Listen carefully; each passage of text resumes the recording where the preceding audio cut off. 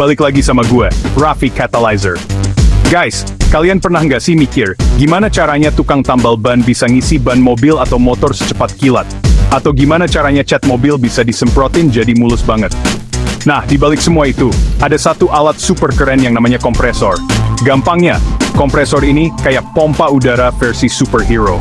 Dia nyedot udara dari sekitar, terus dimampatin di dalam tabung, sampai tekanannya tinggi banget. Udara bertekanan inilah yang jadi sumber tenaga buat macem-macem pekerjaan, dari yang simple sampai yang super rumit di pabrik-pabrik raksasa. Tapi jangan salah sangka guys, kompresor itu nggak cuma satu jenis.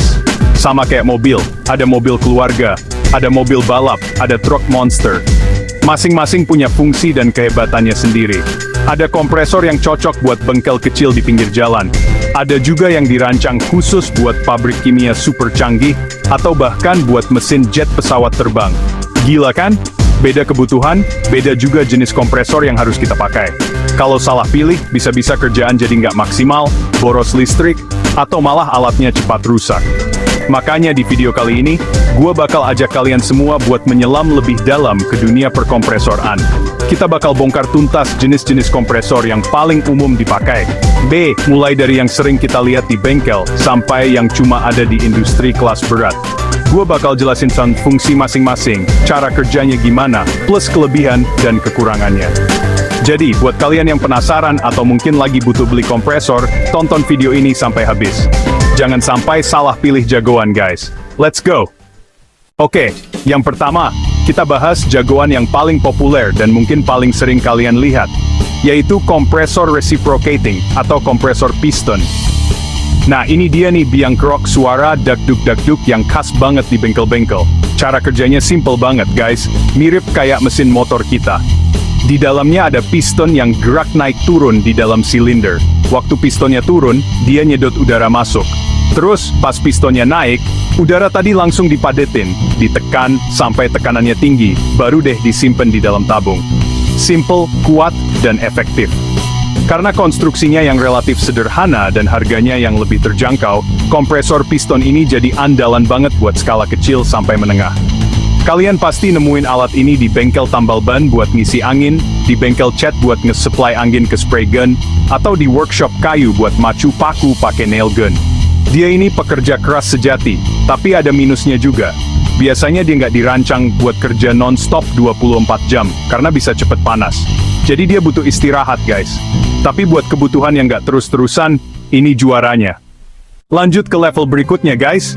Kalau kompresor piston tadi, ibaratnya mobil keluarga. Nah yang ini ibaratnya truk trailer yang kuat nanjak.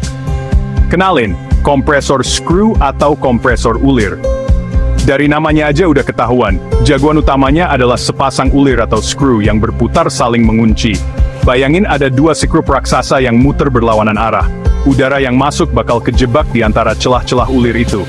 Semakin ulirnya berputar, ruang buat udara makin sempit, dan akhirnya udara jadi mampat dengan tekanan super tinggi. Keren banget mekanismenya. Nah, keunggulan utama dari kompresor screw ini adalah dia dirancang buat kerja rodi guys. Dia bisa nyala terus-terusan, 24 jam sehari, 7 hari seminggu, tanpa kepanasan atau ngambek. Makanya, kompresor jenis ini jadi tulang punggung di industri manufaktur dan pabrik-pabrik besar yang butuh pasokan udara bertekanan secara konstan. Suaranya juga lebih halus dibanding kompresor piston, dan udara yang dihasilin lebih stabil. Jadi, untuk pabrik perakitan mobil, pabrik tekstil, atau industri apapun yang mesin-mesinnya butuh napas angin terus-menerus, kompresor screw ini adalah pilihan yang nggak ada tandingannya. Sekarang, kita naik kelas lagi ke liga para raksasa. Ini dia, kompresor sentrifugal. Kalau kompresor screw tadi, truck trailer. Yang ini udah kayak kereta barang super panjang guys. Kompresor ini nggak pakai piston atau ulir, tapi pakai impeller. Semacam kipas yang berputar dengan kecepatan super tinggi, bisa ribuan putaran per menit. Udara yang masuk langsung dilempar keluar oleh putaran impeller ini. Gaya sentrifugal yang kencang banget inilah yang bikin tekanan udaranya naik secara drastis. Proses ini bisa diulang beberapa kali di tahap-tahap berikutnya untuk mencapai tekanan yang lebih tinggi lagi. Kompresor sentrifugal ini adalah rajanya efisiensi untuk kebutuhan volume udara yang luar biasa besar. Kita nggak lagi ngomongin buat bengkel atau pabrik perakitan biasa. Ini kelasnya udah industri super berat guys.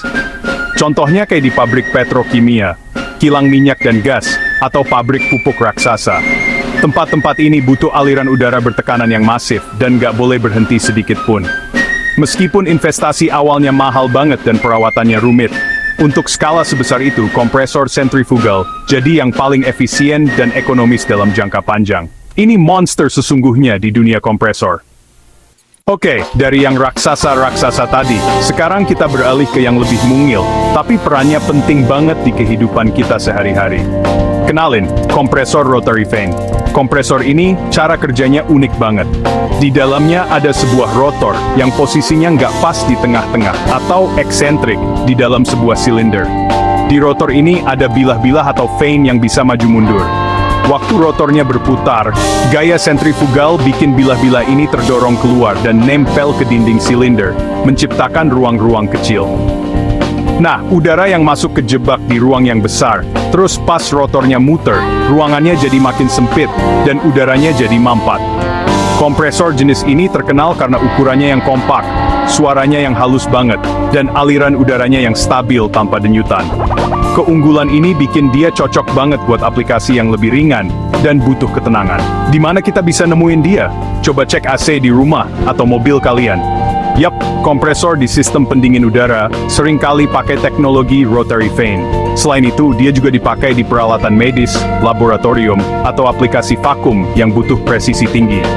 Jadi meskipun kecil, jangan remehin kekuatannya buat bikin hidup kita lebih nyaman dan adem guys. Terakhir, kita bakal bahas kompresor yang paling gahar, paling canggih dan paling kenceng. Ini dia sang pendorong mesin jet, kompresor aksial. Kalau kompresor lain menekan udara dengan cara memampatkannya di dalam ruang tertutup, kompresor aksial ini beda guys. Dia bekerja kayak serangkaian kipas angin super kuat yang disusun berbaris. Udara didorong dan dipercepat secara aksial atau sejajar dengan sumbu putarannya. Setiap baris kipas, yang disebut rotor, akan menambah kecepatan dan tekanan udara. Lalu baris sudu-sudu diam, atau stator, akan mengarahkan alirannya ke baris kipas berikutnya. Proses ini berulang terus sampai di ujung, tekanan udaranya jadi luar biasa tinggi.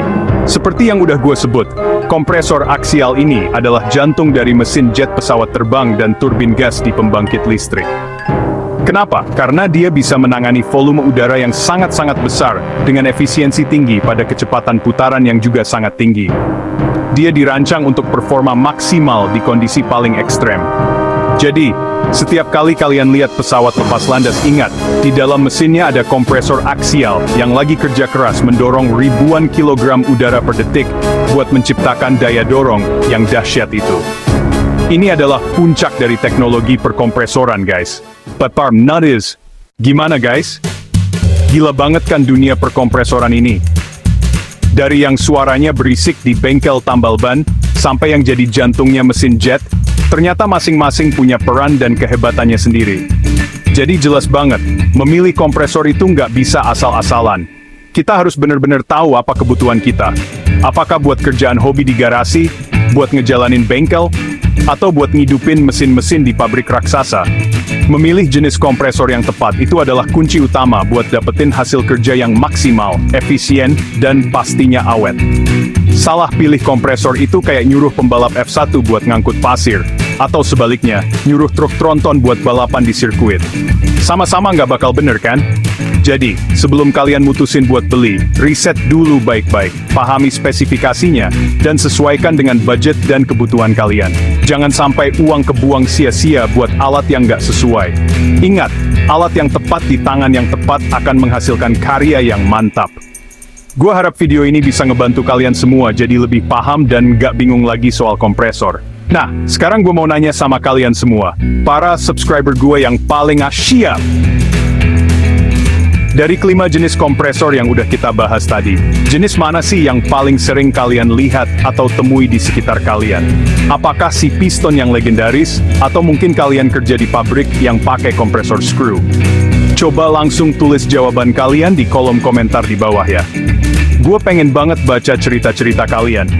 Jangan lupa juga buat like, share, dan subscribe, biar kalian gak ketinggalan video-video keren dari gue selanjutnya. Gue Raffi Catalyzer, sampai jumpa di video berikutnya. Ciao!